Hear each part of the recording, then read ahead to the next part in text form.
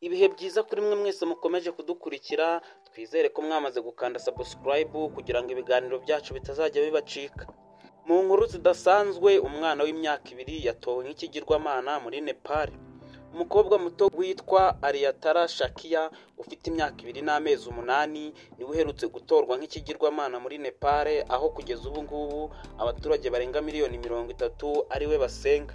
Uyu mwana ubu niwe Kumar, ikigirwamana cy'isugi, asimbuye Trishina Shakia wari warabaye muri uyu mwanya guhera mu mwaka wa 2017. Iyi mana mu idini ryemera Buddha muri Nepal ihora ari umukobwa muto cyane utaragera mu kigero cyo gukura, ukomoka mu bwoko bwa Shakia.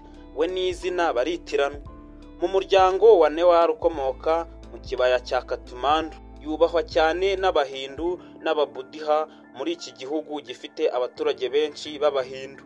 Uburenganzira bwe bwo kuba Kumar burangira igihe agaragaje ibimenyetso bya mbere by'ubukure mu gihe cy'ubwangavu. Kumar agomba kugaragaza ibimenyetso nibura bitari munsi ya 32 kugira ngo atoranywe.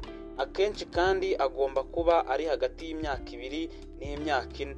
Ibyo bimenyetso birimo kuba afite uruhu rwiza runyerera, ikindi ni umusatsi mwiza, amaso meza, amenyo, amaboko maremare, amaso, amano maremare kandi adatinya umwijima. Nubwo yubahwa cyane mu muryango muri Nepal, kuba Kumar ntibisobanura ko umukobwa azagira ubuzima bwiza kurusha abandi. Abatoranyijwe bahura gusa n'abana bake bafite imyaka imeze nk'iyabo, kandi bemererwa gusohoka inshuro nke mu mwaka kugira ngo bitabire ibirori.